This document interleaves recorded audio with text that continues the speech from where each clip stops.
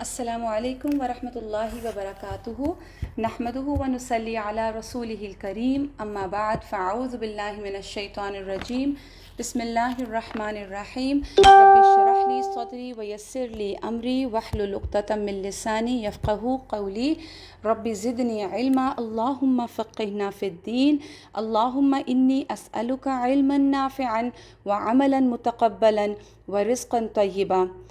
درود شریف پڑھ لیتے ہیں ہم سب۔ اللہم صلی علی محمد وعلی آل محمد کما صلیت علی ابراہیم وعلی آل ابراہیم انک حمید مجید۔ اللہم بارک علی محمد وعلی آل محمد کما بارکت علی ابراہیم وعلی آل ابراہیم انک حمید مجید۔ جی الحمدللہ، آج ہمارا سیرت النبی کا لیسن نمبر 4 ہے، اور اس 4تھ سیشن میں آگے چلنے سے پہلے ہم تھوڑا سا راؤنڈ اپ پیچھے سے کر لیتے ہیں۔ جیسے ہم نے پڑھا تھا رسول اللہ صلی اللہ علیہ وآلہ وسلم کے سارے شجرہ نسب کو، اور پھر حضرت ابراہیم کا واقعہ بھی ہم نے پڑھا کہ کس طرح حضرت ابراہیم علیہ السلام نے لا کر اپنے بیٹے کو حضرت اسماعیل کو یہاں پر لا کے آباد کیا، اور پھر کس طرح یہاں پر قبائل آئے، اور پھر کیسے یہاں پہ ایک لائف اور ایک سلسلہ جو ہے مکہ میں وہ چل پڑا۔ اور پھر جیسے پچھلی دفعہ بھی ہم نے نسب نامے سے ہی شروع کیا تھا، تو آج بھی چونکہ ہم نے اسی پورشن کو تھوڑا سا کور کرنا ہے، تو ہم پہلے تو نسب نامہ میں آپ کے سامنے پڑھوں گی، اور پھر اس کے بعد ہم انشاءاللہ آگے چلتے ہیں۔ تو آپ صلی اللہ علیہ وآلہ وسلم کا مبارک نسب نامہ یہ ہے، اور یاد رکھیے جیسے میں نے پہلے بھی بتایا تھا کہ شجرہ نسب جو ہے وہ ہمیشہ نیچے سے اوپر جاتا ہے۔ تو یہ شروع کیسے ہوگا؟ محمد صلی اللہ علیہ وسلم بن عبداللہ بن عبد المطلب بن ہاشم۔ یہاں تک تو آپ ذہن میں رکھیے، کیونکہ آج کا جو ہمارا لیسن ہے وہ بن ہاشم تک جانا ہے۔ تو محمد بن عبداللہ بن عبد المطلب بن ہاشم بن عبد مناف بن قصی بن کلاب بن مرہ بن کعب بن لوئی بن غالب بن فہر بن مالک بن نضر بن کنانہ بن خزیمہ بن مدرکہ بن الیاس بن مضر بن نزار بن معد اور بن عدنان۔ آپ صلی اللہ علیہ وآلہ وسلم کا جو شجرہ ہے وہ 3 سٹیجز میں ڈیوائیڈ ہوتا ہے۔ پہلے یہاں پر آ کے عدنان تک رکتا ہے، پھر یہاں سے عدنان اور سیکنڈ کیٹیگری میں عدنان سے چل کر حضرت اسماعیل تک جاتا ہے، اور پھر تھرڈ کیٹیگری میں حضرت ابراہیم سے چل کر حضرت آدم علیہ السلام تک جاتا ہے۔ ٹھیک؟ اچھا، اس کے بعد اب ہم تھوڑا سا یہ دیکھیں گے کہ عرب جو معاشرہ تھا آپ صلی اللہ علیہ وآلہ وسلم سے پہلے، اس معاشرے کے کیا حالات تھے، نمبر 1، اور دوسری بات یہ کہ وہ کون سے فضائل تھے، وہ کون سی ایسی خصوصیات تھیں جن کی وجہ سے کیوں عربز ہی چنے گئے آپ صلی اللہ علیہ وآلہ وسلم کی بعثت کے لیے۔ Why Arabs? تو جاہلی معاشرے کی، جاہلیت کا معاشرہ ہم کس کو کہتے ہیں؟ جو اسلام سے پہلے کا معاشرہ تھا، رسول اللہ صلی اللہ علیہ وسلم کی نبوت سے پہلے کا دور تھا۔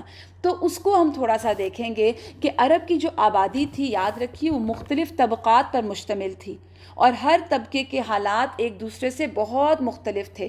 ہم 3 حالات کو دیکھیں گے، ایک ان کے اجتماعی حالات جو اکٹھے رہتے تھے، آپس میں کیا طریقے تھے ان کے، دوسرے ان کے اکنامکل حالات کیا تھے، اقتصادی حالات، اور تیسری ہم جو مختصر چیز دیکھیں گے وہ ان کے اخلاقیات، کہ ان کی آپس کی ڈیلنگز کیسی تھی۔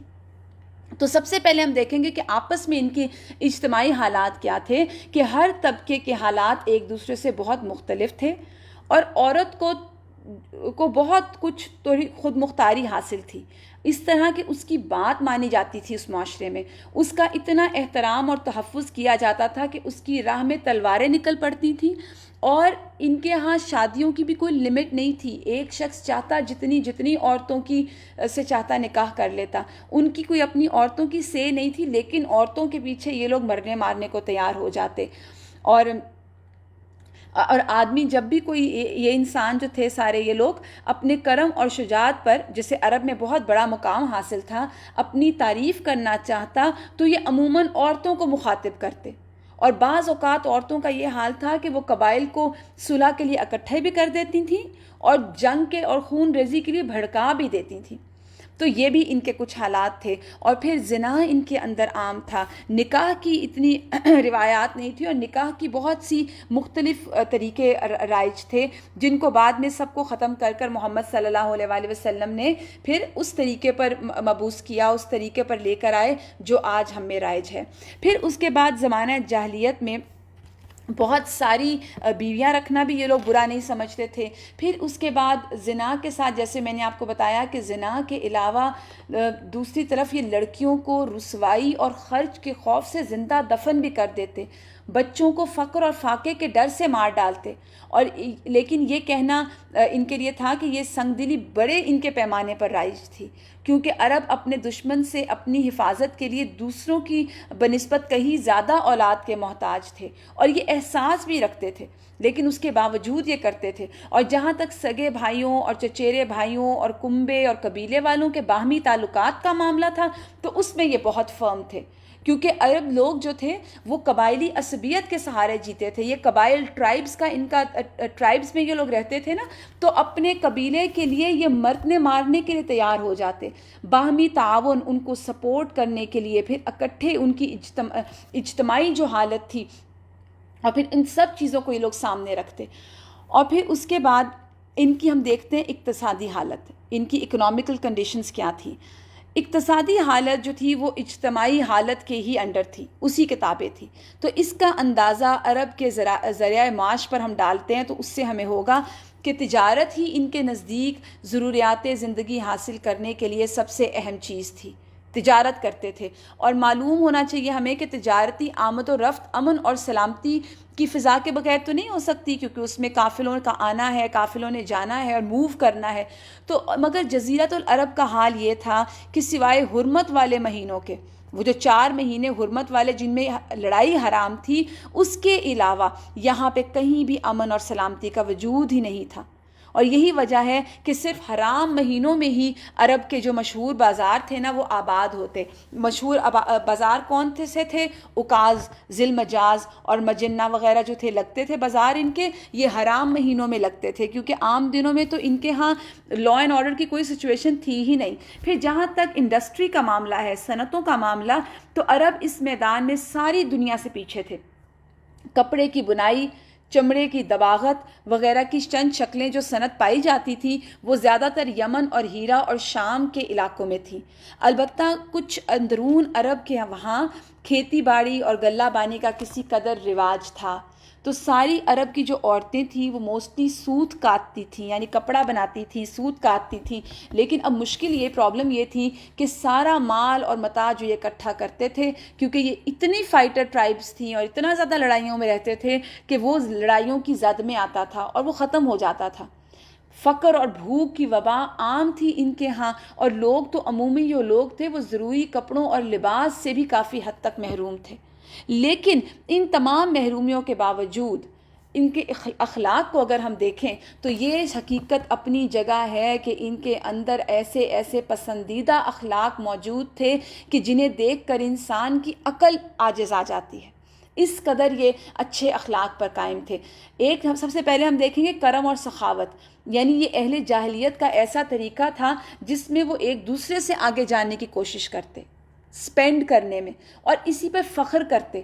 آدھے جو عرب تھے ان کے جو اشعار تھے، جو وہ شعر گوئی کرتے تھے، اشعار کہتے تھے، وہ اسی اخلاق پر کہ کرم اور سخاوت اسی کے اوپر بیس کرتے تھے، اور بیسکلی یہ اس میں اپنی تعریف کرتے تھے.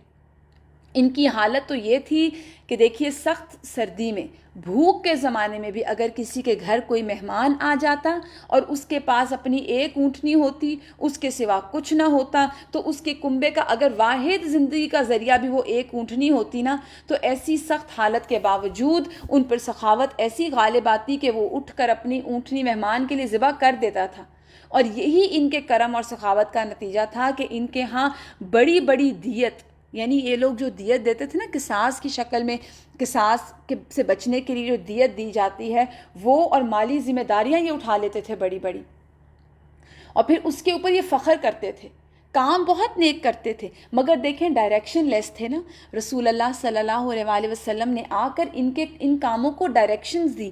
اصل میں یہ اتنا نیکی کا کام ہے سخاوت، اور پھر لیکن برائی کیا ہے؟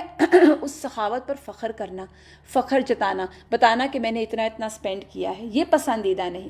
پھر اسی کرم کا نتیجہ تھا کہ یہ لوگ شراب نوشی پہ بہت فخر کرتے تھے، اس کو بہت زیادہ خود نمائی کرتے تھے۔ ان کے ہاں وہ فخر کی چیز تھی، کیوں؟ کیونکہ جب یہ نشے میں ہوتے تھے تو ان کے لیے سخاوت کرنی اور آسان ہو جاتی تھی، مال لٹانا ان کے لیے آسان ہو جاتا تھا، وہ ان کی طبیعت پہ بوجھ ہی نہیں ہوتا تھا۔ پھر اسی طرح اسی کرم کے رزلٹ میں یہ جوا کھیلتے تھے، اور ان کا خیال تھا کہ یہ بھی سخاوت کی ایک رستہ ہے، کیونکہ جو نفع ان کو حاصل ہوتا اور وہ نفع حاصل کرنے والوں کے حصے میں سے جو کچھ بچ رہتا وہ اسے مسکینوں کے لیے دے دیتے۔ اسی لیے قرآن پاک نے شراب اور جوئے کے نفع کا انکار نہیں کیا، فائدے کا انکار نہیں کیا، بلکہ اللہ نے کیا کہا؟ وَإِثْمُهُمَا أَكْبَرُ مِن نَّفْعِهِمَا، کہ ان کا گناہ ان کے نفع سے بڑھ کر ہے۔ پھر ان کے اندر جو ایک بہت ہی بیوٹیفل کوالٹی ہے وہ کیا ہے؟ عہدوں کا وفا کرنا، وعدے نبھانا، یہ بھی دور جاہلیت کے اخلاق میں سے ہے۔ عہد کو ان کے نزدیک دین کی حیثیت حاصل تھی، جس سے وہ بہرحال ہر طرح چمٹے رہتے، وہ بس دین کے طور پر عہدوں کو بھی ادا کرتے تھے، ان کو چھوڑتے نہیں تھے، اور اس راہ میں وہ اپنی اولاد کا خون بہانا پڑے، ان کو اپنے گھر بار کی تباہی بھی کرنی پڑے، وہ اس کو بھی کوئی امپورٹنس نہیں دیتے تھے۔ پھر اس کے بعد ان کی خودداری، ان کی عزت نفس، اس پر قائم رہنا، اور ظلم اور جبر بھی برداشت کرتے تھے، لیکن اپنی خودداری نہیں چھوڑتے تھے۔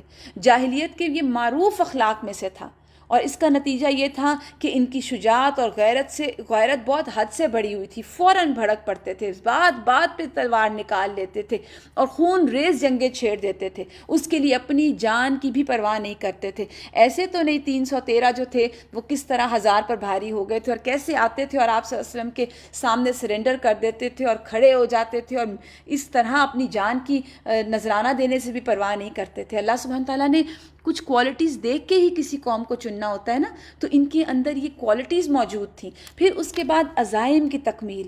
اہل جاہلیت کی ایک خاص بات یہ بھی تھی کہ وہ جب کسی کام کو کرنا چاہتے تو اس کے لیے وہ پھر کسی حد تک جاتے، انجام پورا کرنے کے لیے تل جاتے کسی بھی کام کو، اور پھر کوئی رکاوٹ ان کو روک نہیں سکتی تھی، خواہ ان کی جان بھی چلی جائے۔ تو بہت ڈیڈیکیٹڈ لوگ تھے، بہت فوکسڈ لوگ تھے۔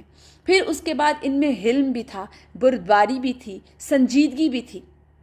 یہ بھی اہل جاہلیت کے نزدیک ایک بہت ہی امپورٹنٹ کوالٹی ہے، مگر یہ حد سے بڑی ہوئی جو ان کی شجاعت تھی نا، اور جنگ کے لیے ہر وقت تیار رہنا، اس کی وجہ سے یہ کوالٹیز ان کے بیک گراؤنڈ میں چلی گئی ہوئی تھی۔ پھر ان کے اندر سادگی تھی۔ یہ جو ان کے بدو لوگ تھے وہ بہت سادہ تھے، ساری تمدن سے، سارے لائف سٹائل کے پیچ اور خم سے آزاد تھے، ان سے ناواقفیت تھی، ان کی دوری تھی۔ اس کا نتیجہ کیا تھا؟ چونکہ ان کو بہت زیادہ دنیا مطلوب نہیں تھی نا، اس وقت بدوی سادگی تھی، سادہ زندگی گزارتے تھے، تو ان کے اندر سچائی بھی تھی، ان کے اندر امانت بھی بہت زیادہ تھی، امانتوں کا بہت پاس رکھتے اور سچے لوگ تھے، بالکل سچ بات کہتے۔ اس کا مثال ہمارے پاس حضرت عمر کی بھی ایک مثال آتی ہے نا، ابھی مجھے ایک دم یاد آ گئی کہ جب رسول اللہ صلی اللہ علیہ وآلہ وسلم نے کہا تھا کہ کوئی تم میں سے تب تک نہیں ایمان لا سکتا جب تک کہ میں اللہ اور میں اس کو اس کے گھر والوں سے بھی زیادہ محبوب نہ ہو جاؤں، ایون یہ کہ اس کی جان سے زیادہ محبوب نہ ہو جاؤں۔ تو حضرت عمر نے کوئی لگی لپٹی بات نہیں کی، انہوں نے کہا اللہ کے رسول آپ مجھے بہت محبوب ہیں لیکن میری جان سے زیادہ نہیں ہے۔ کتنا اوپن اور کتنی سچی بات ہے نا، اور ہم جیسے ہوں تو ہم تو اس چیز کو لپیٹتے ہیں اور ہم ان کے اندر اتنے ملمے چڑھاتے ہیں، پھر ہم بات کرتے ہیں۔ تو یہ کچھ ان کے اندر فریب کاری نہیں تھی، بدعہدی نہیں تھی، اور نفرتیں نہیں تھیں۔ تو ہم یہ سمجھتے ہیں کہ جزیرۃ العرب کو ساری دنیا سے ایک تو ہمیں لگتا ہے نا کہ جغرافیکلی جو تھی وہ ان کو نسبت حاصل تھی، لیکن اس کے علاوہ ان کے اخلاق اتنے قیمتی تھے جن کی وجہ سے اہل عرب کو بنی نوع انسان کی قیادت سونپی گئی، ان کو لیڈرز بنایا گیا، ان کو دیا گیا، یہ قیادت کو منتخب کیا گیا، کیونکہ یہ اخلاق اگرچہ بعض اوقات شر اور فساد کا سبب بن جاتے تھے، اس کی وجہ سے کئی المناک حادثے بھی پیش آتے تھے، لیکن پھر بھی یہ بہت قیمتی اخلاق تھے۔ اور آپ دیکھیے اخلاق میں ہم نے کیا دیکھا؟ جود اور کرم، سخاوت، سچائی، وعدے کی پاسداری، خودداری، عزت نفس، اپنے مشنز کو مکمل کرنے کی جو عزائم تھے ان کے اندر، ڈٹرمنٹ تھے. ایسے تو نہیں اتنی مشکلیں اور تکلیفیں اٹھا کے بھی عہد کرتے تھے یہ لوگ، مانتے نہیں تھے ان کی بات. اس کے بعد ہم دیکھیں گے خاندان نبوت. اس کو ہم تھوڑا سا اب ہم دیکھتے ہیں. جیسے میں نے آپ کے ساتھ شروع میں نسب شیئر کیا، تو اس کو ہم پھر دیکھ لیتے ہیں کہ رسول اللہ صلی اللہ علیہ وآلہ وسلم کا نسب 3 حصوں پہ تقسیم کیا جائے گا. پہلا جو ہے وہ محمد صلی اللہ علیہ وآلہ وسلم سے چلتا ہے. محمد بن عبداللہ بن عبد المطلب بن ہاشم بن عبد مناف بن قصی بن کلاب بن مرہ بن کعب بن لوئی، اور پھر چلتے چلتے یہ عدنان پر آ کے سٹاپ کرتا ہے. ٹھیک ہے، اسی کو اب ہم لے کے آگے چلیں گے کہ آپ کا خاندان کیا تھا. رسول اللہ صلی اللہ علیہ وآلہ وسلم کا خاندان اپنے جد اعلیٰ ہاشم بن عبد مناف کی نسبت سے خاندان ہاشمی کے نام سے معروف ہے. یہ لفظ ہاشم آپ یاد رکھیے. اب یہ کون ہے؟ عبد مناف اور عبد الدار کے درمیان ہم پہلے پڑھ چکے ہیں کہ عہدوں کی تقسیم ہو گئی تھی، اور ہاشم جو تھے ان کے پاس جو عہدہ آیا تھا وہ سقایا کا تھا. آج بھی آپ کو حرم جانے کا موقع ملے تو وہ آ جاتے ہیں کچھ لوگ، پانی انہوں نے اٹھایا ہوتا ہے آب زمزم اور حرم کے اندر ہی، تو ان کو کہتے ہیں یہ سقایا کے لیے آ گئے. سقایا کا معنی ہوتا ہے پانی پلانا. تو حضرت یہ جو رسول اللہ صلی اللہ علیہ وسلم کے پر دادا لگتے ہیں ہاشم، ان کو سقایا کا اور حجاج کرام کو پانی پلانے کی میزبانی کا شرف حاصل تھا.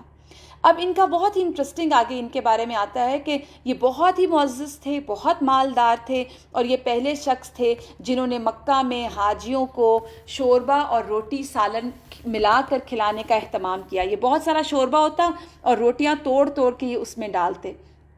اصل نام ان کا عمر تھا، لیکن روٹی توڑ کر شوربے میں بھگونے اور ڈبونے کی وجہ سے ان کا نام جو ہے ان کو ہاشم کہا جانے لگا، کیونکہ ہاشم کے معنی توڑنے والا. پھر یہی ہاشم وہ پہلے آدمی ہیں جنہوں نے قریش کے لیے گرمی اور جاڑے کے 2 سالانہ تجارتی سفروں کی بنیاد رکھی. آپ کو جیسے سورہ قریش میں آتا ہے نا کہ سردی اور گرمی میں 2 مختلف سیزنز میں یہ لوگ مختلف جگہوں پہ ٹریول کرتے. ونٹر میں یہ یمن کی طرف جاتے اور پھر سمر میں یہ اپنی ڈائریکشنز چینج کر لیتے، اور یہ انہوں نے ہی، ہاشم نے ہی اس کی بنیاد رکھی تھی. اور ان کا اہم واقعہ یہ ہے کہ وہ تجارت کے لیے ایک دفعہ ملک شام تشریف لے گئے. یہ ہاشم جو ہیں راستے میں مدینہ رکے. جب وہاں پہنچے تو قبیلہ بنی نجار، اب یہ قبیلے یاد ذہنوں میں رکھیے، ان کی ایک خاتون سلمہ بنت عمر سے انہوں نے شادی کر لی. کچھ دن وہیں ٹھہرے، کچھ عرصہ رہے، اور پھر بیوی کو حالت حمل میں ہی میکے چھوڑ کر ملک شام چلے گئے، اور وہاں جا کر فلسطین کے شہر غزہ جو آج غزہ ہے اس میں انتقال کر گئے. ادھر سلمہ جو ہیں ان کے بطن سے ایک بچہ پیدا ہوا، اور وہ بچہ کہتے ہیں کہ اس بچے کے چونکہ بالوں کے سر کے بالوں میں سفیدی تھی، اس لیے سلمہ نے ان کا نام شیبہ رکھا، اور یہ مدینہ میں ہی رہی. اب یہ ہاشم کی بیوی ہیں، اور اب ہاشم کے بیٹے پیدا ہوئے ہیں، اور ان کا نام کیا ہے؟ شیبہ. ٹھیک ہے، تھوڑا سا میں پھر آپ کے ساتھ شجرہ شیئر کرتی ہوں تاکہ آپ پیچھے سے پہنچ سکیں کہ میں کن کیا ذکر کر رہی ہوں.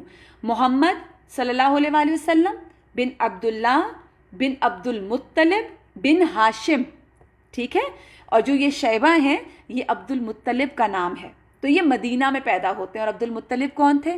رسول اللہ صلی اللہ علیہ وآلہ وسلم کے دادا. اور اگر آپ لوگ کر سکیں ایسا تو تھوڑا سا انٹریکٹیو اسٹڈی کے لیے کہ جب میں آپ سے کوئی کویسچن کرتی ہوں، جیسے میں نے ابھی کہا کہ عبد المطلب کون تھے، اور اگر آپ کو ان کا آنسر آتا ہے تو آپ ٹیکسٹ کر سکتے ہیں ساتھ، تاکہ مجھے پتہ چلے کہ آپ لوگ اس کو انٹریکٹیولی لے رہے ہیں. ٹھیک ہے، اب یہ جب شیبہ پیدا ہوتے ہیں تو یہ مدینہ میں ہی رہ رہے ہیں، کیونکہ عبد المطلب نے تو سفر کے دوران ان سے شادی کی، اور یہاں پہ ان کا بیٹا پیدا ہو گیا. عبد المطلب کے نام سے یہ آگے چل کے مشہور ہوئے، لیکن شروع میں ان کا نام شیبہ تھا. عرصہ دراز تک ہاشم کے جو خاندان، اب یہ ہاشم کون ہے؟ عبد المطلب کے والد. عرصہ دراز تک ہاشم کے کسی شخص کو ان کے وجود کا علم بھی نہیں تھا.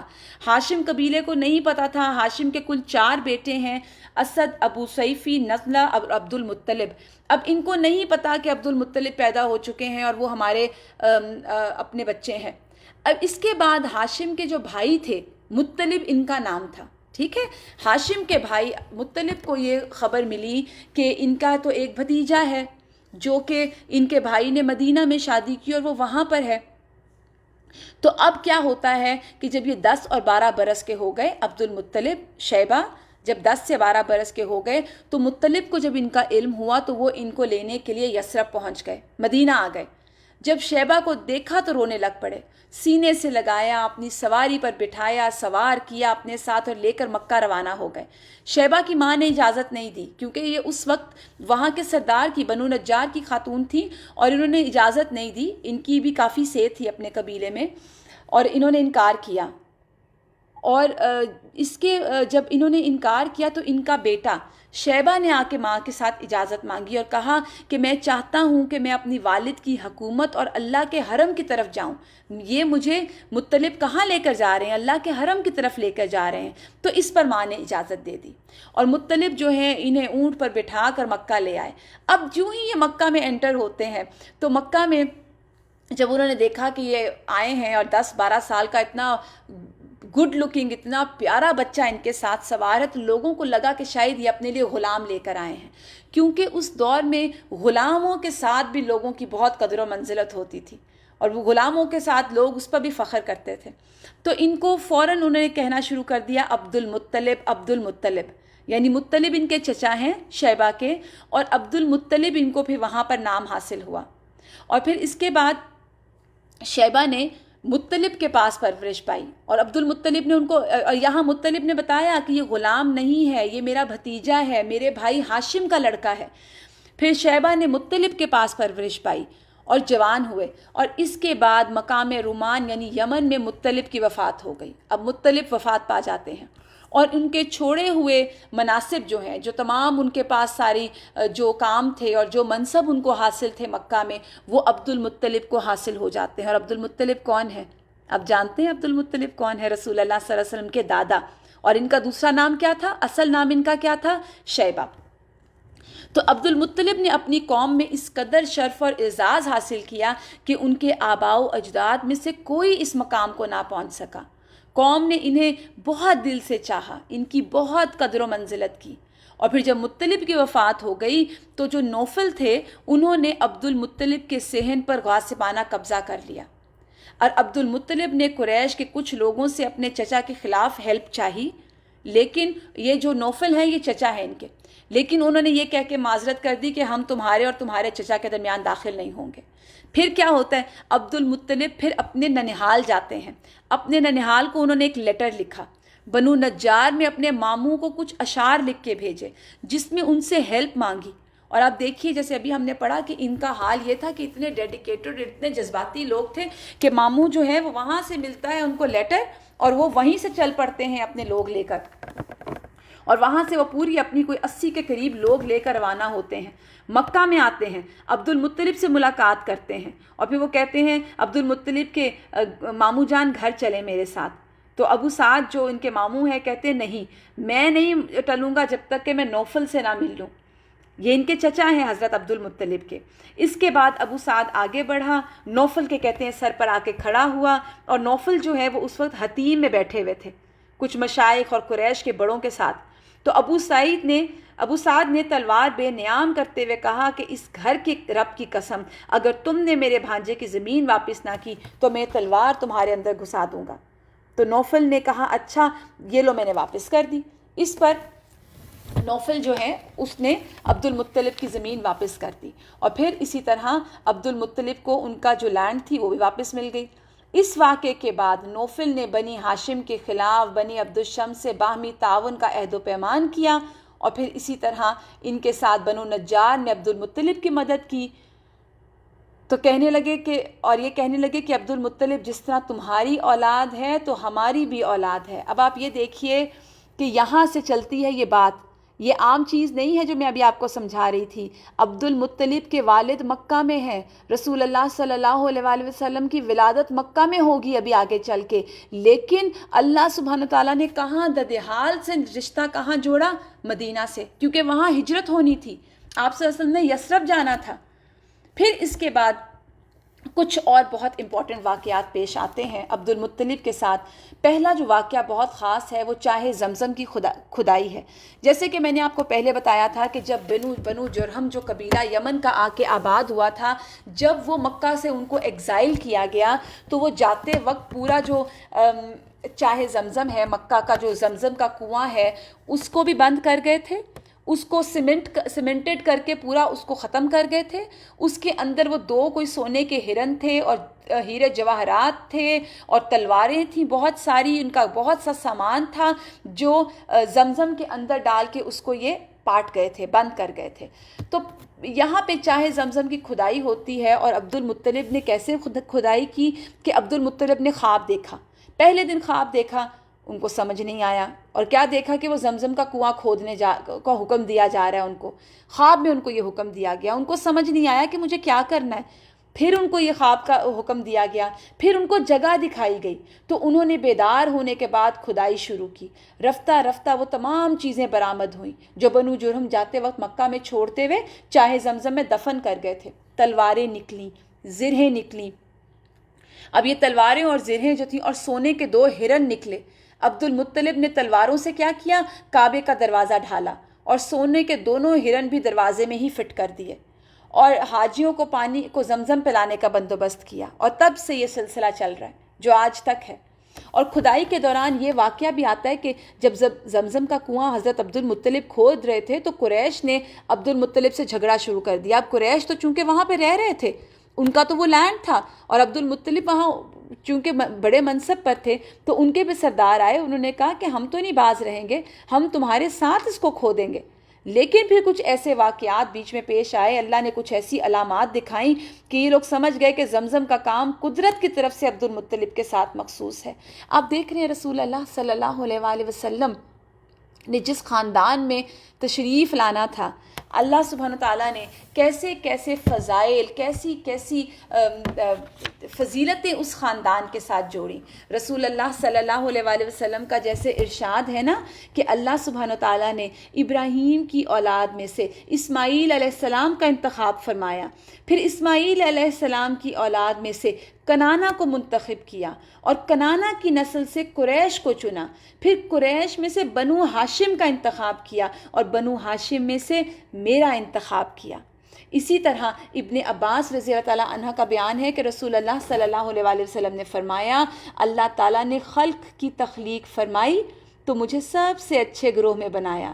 یعنی اللہ سبحانہ تعالیٰ نے جب ساری دنیا کو بنایا نا تو رسول اللہ صلی اللہ علیہ وآلہ وسلم کو سب سے اچھے گروپ میں بنایا، پھر ان کے بھی 2 گروہوں میں سب سے اچھے گروہ میں رکھا، پھر قبائل کو چنا تو مجھے سب سے اچھے قبیلے کے اندر بنایا، جب پھر گھرانوں کو چنا تو مجھے سب سے اچھے گھرانے میں بنایا، لہٰذا میں اپنی ذات کے اعتبار سے بھی سب سے اچھا ہوں اور اپنے گھرانے کے اعتبار سے بھی سب سے اچھا ہوں، اور اس میں تو کوئی شک ہے ہی نہیں۔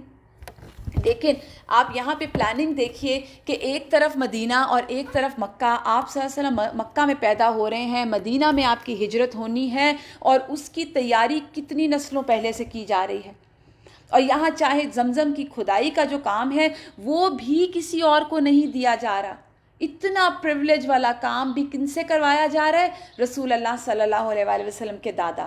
اچھا، اب اس کے بعد جب انہوں نے یہ زمزم کا کام کر لیا اور اسی لیے اس راستے سے پلٹ آئے، یہی موقع تھا کہ جب عبد المطلب نے ایک نظر مانی، اور انہوں نے نظر کیا مانی کہ اگر اللہ نے ان کو 10 بیٹے دیے اور وہ سب کے سب اس عمر کو پہنچے کہ اپنے باپ کے ساتھ دوڑ دھوپ کر سکیں، اپنے باپ کا بچاؤ کر سکیں، تو وہ اپنے ایک بیٹے کو کعبہ کے پاس لا کر قربان کر دیں گے۔ اس دور میں یہ بھی تھا نا، یہ جو شرک کرنے والے لوگ تھے یہ اس طرح کی نظر و نیاز مانا کرتے تھے، اور جا کے اپنے بچوں کو، کبھی اونٹوں کو، کبھی بکروں کو، اور کبھی بھیڑ کو، اور کبھی کسی جانور کو لا کے بتوں کے پاس قربان کرتے، اور ان کا جو بلڈ ہے وہ بتوں کے اوپر ملتے، اور پھر اس طرح ان کو لگتا تھا کہ ان کی قربانیاں قبول ہو رہی ہیں۔ تو عبد المطلب نے بھی ایسی ہی ایک نظر مان لی۔ اب یہ چیز ہوئی، ان کے ہاں بیٹے کی ولادت ہوئی۔ اس دوران کیا ہوتا ہے کہ اب بیٹا کون سا پیدا ہو رہا ہے؟ عبداللہ۔ اب ان کے بیٹے عبد المطلب کے کل 10 بیٹے پیدا ہوتے ہیں، جن کے نام کیا ہیں؟ حارث، زبیر، ابو طالب، آپ فیملیئر ہیں نا ان ناموں سے، عبداللہ، حمزہ، ابو لہب، غیداق، مقوم، صفار اور عباس رضی اللہ تعالیٰ عنہ۔ بعض کہتے ہیں 11 ہیں، لیکن موسٹلی جو ہیں وہ 10 کو مانتے ہیں۔ اور پھر اسی طرح عبداللہ بھی ان کے بیٹے تھے، اور عبداللہ ان کے بہت ہی خوبصورت بیٹے تھے۔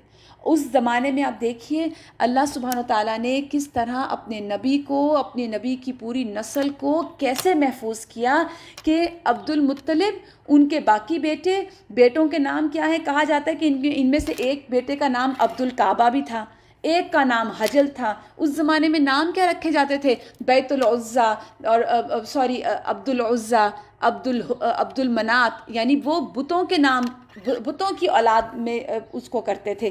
لیکن اللہ کے رسول صلی اللہ علیہ وآلہ وسلم، نبی عربی، ان کے والد کا نام کیا رکھا جا رہا ہے؟ عبداللہ، اللہ کا بندہ۔ عبداللہ کا نام اس زمانے میں نہیں رکھا جاتا تھا، عبداللہ، عبد العزیٰ وغیرہ رکھے جاتے تھے، مگر یہاں ناموں کو بھی ان چیزوں کا بھی خیال رکھا گیا۔ پھر اس کے بعد عبداللہ جب پیدا ہوتے ہیں تو یہ حضرت عبد المطلب کے بڑے ہی محبوب بیٹے تھے۔ اب کیا ہوتا ہے کہ ان کی والدہ کا نام فاطمہ تھا، اور عبد المطلب کی اولاد میں عبداللہ جیسا کہتے ہیں کوئی خوبصورت نہیں تھا۔ انتہائی پاک دامن، انتہائی لاڈلے، انتہائی چہیتے، اور ذبیح کہلائے۔ یہ بھی ذبیح کہلائے، کیوں؟ کیونکہ جب عبد المطلب کے 10 بیٹوں کی تعداد پوری ہو گئی اور وہ بچاؤ کرنے کے لائق ہو گئے، تو عبد المطلب نے انہیں اپنی نظر بتائی کہ میں نے تو یہ نظر مانی ہوئی ہے۔ سب بیٹوں نے بات مان لی کہ ابا جان بالکل ٹھیک ہے۔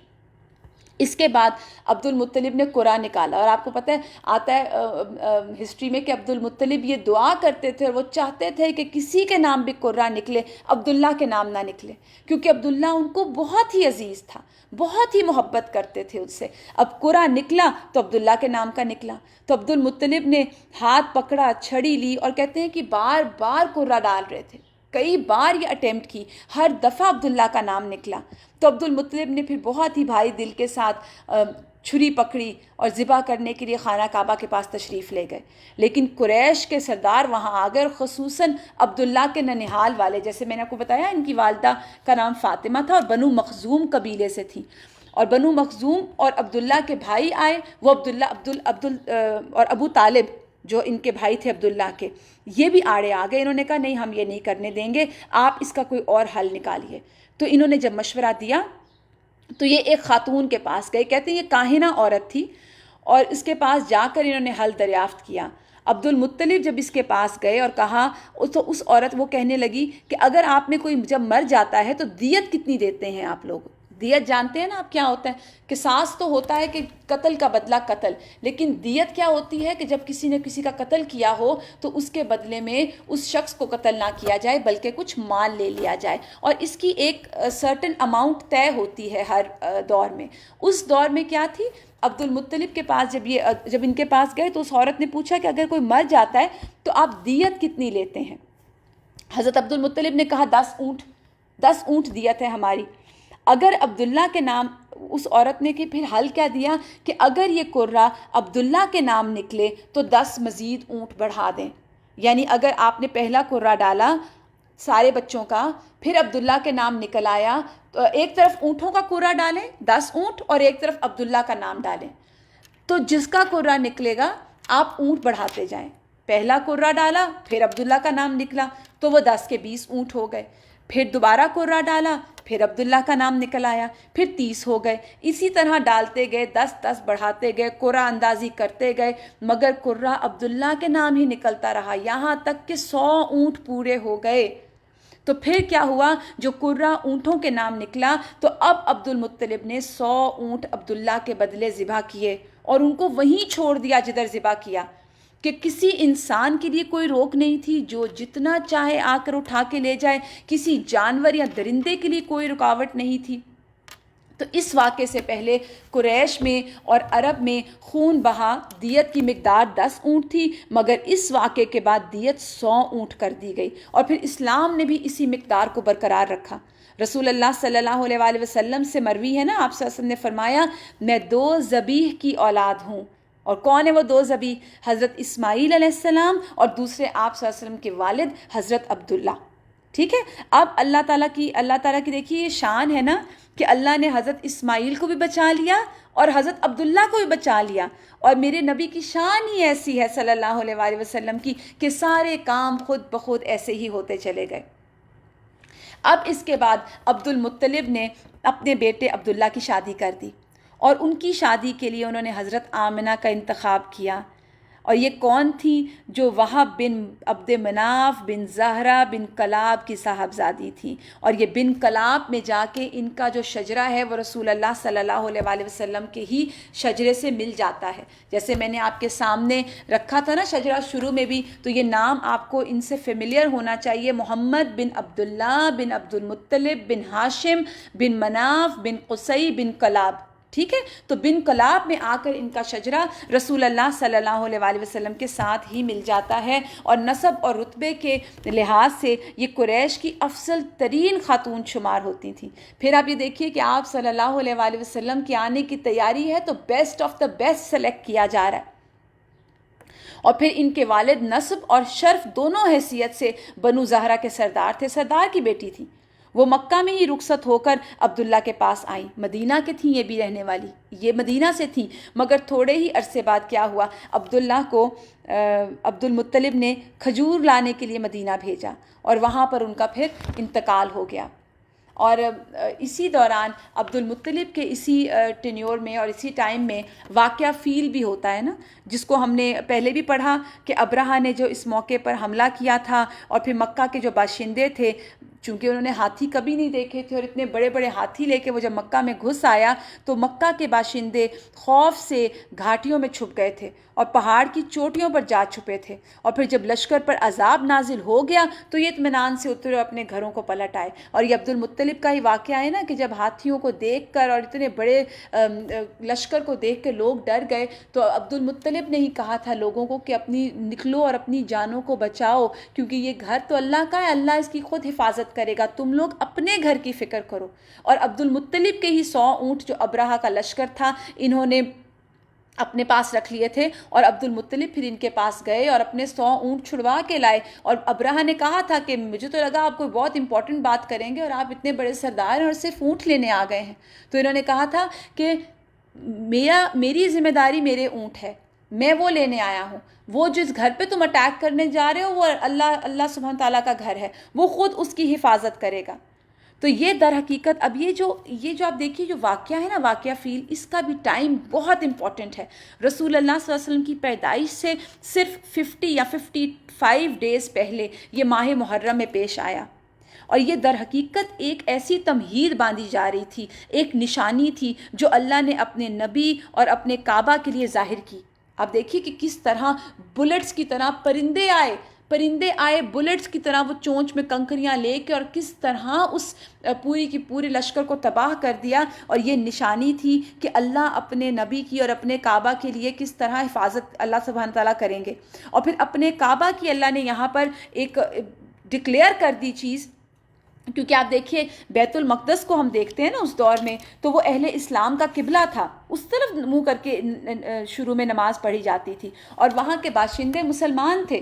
اس کے باوجود اس پر اللہ تعالیٰ کے دشمن یعنی مشرکین کا تسلط ہو گیا تھا. آپ کو پتہ ہے نا کہ بیت اللہ پہ بخت نصر نے 587 میں حملہ کیا، پھر اس کے بعد روم کا جو بادشاہ ٹیٹس تھا اس نے اٹیک کیا، اس نے کتنا عرصہ بیت المقدس کو ٹیک اوور کر کے رکھا، لیکن اس کے برخلاف کعبہ پر عیسائیوں کو تسلط حاصل نہیں ہو سکا، کیونکہ اس وقت ابھی نبوت نہیں آئی تھی اور جو عیسائی تھے وہ اس دور کے مسلمان وہی تھے، اور کعبہ کے جو رہنے والے تھے وہ مشرک تھے، کعبہ میں بت پڑے ہوئے تھے. لیکن اس حالت میں بھی اللہ سبحانہ تعالیٰ نے ان لوگوں کو پیچھے کیا اور اللہ سبحانہ تعالیٰ نے کعبہ کی حفاظت کی. اور یہ واقعہ عام نہیں تھا، وہ اتنی بڑی جو سپر پاورز تھی ان کے اندر آنن فانن یہ اسپریڈ ہو گئی تھی خبر، اور سب لوگوں کی جو تھی اس واقعے کی وجہ سے پوری دنیا کی نگاہیں کعبہ کی طرف متوجہ ہو گئیں. انہیں بیت اللہ کے شرف کی، ان کی عظمت کی کھلی نشانیاں مل گئیں اور کنفرم ہو گیا، ان کے دلوں میں یہ بات اچھی طرح بیٹھ گئی کہ یہ اللہ کا گھر ہے، اللہ نے اس کو منتخب کیا ہے، لہٰذا آئندہ کوئی اس قسم کا حرکت کرنے کی کوشش نہ کرے. اور اس کے بعد رسول اللہ صلی اللہ علیہ وآلہ وسلم کی ایگزیکٹلی 50 ڈیز کے بعد ولادت ہوتی ہے. اور بعض لوگ کہتے ہیں کہ حضرت عبداللہ جو ہیں مدینہ جب گئے وہیں وہ انتقال کر گئے، اور بعض کا کہنا ہے کہ وہ تجارت کے لیے ملک شام تشریف لے گئے تھے اور قریش کے ایک قافلے کے ہمراہ واپس آتے ہوئے بیمار ہو کر مدینہ اترے اور وہیں انتقال کر گئے۔ اس وقت ان کی عمر حضرت عبداللہ کی 25 ایئرس تھی، 25 برس تھی۔ اکثر مورخین کے بقول ابھی رسول اللہ صلی اللہ علیہ وآلہ وسلم پیدا نہیں ہوئے تھے، البتہ بعض لوگ کہتے ہیں کہ ان کی پیدائش ان کی وفات سے 2 ماہ پہلے ہو چکی تھی، یعنی عبداللہ کی وفات سے 2 ماہ پہلے رسول اللہ صلی اللہ علیہ وآلہ وسلم پیدا ہو چکے تھے۔ اور پھر جب ان کی وفات کی خبر مکہ پہنچی حضرت عبداللہ کی، تو حضرت آمنہ نے نہایت درد انگیز ایک مرثیہ لکھا، اور جو یہ ہے، میں آپ کو ٹرانسلیشن پڑھ کے سناتی ہوں۔ بطحہ کی آغوش ہاشم کے صاحبزادے سے خالی ہو گئی، وہ بانگ و خروش کے درمیان ایک لحد میں آسودہ خواب ہو گیا۔ اسے موت نے ایک پکار لگائی اور اس نے لبیک کہہ دیا۔ اب موت نے لوگوں میں ابن ہاشم جیسا کوئی انسان نہیں چھوڑا۔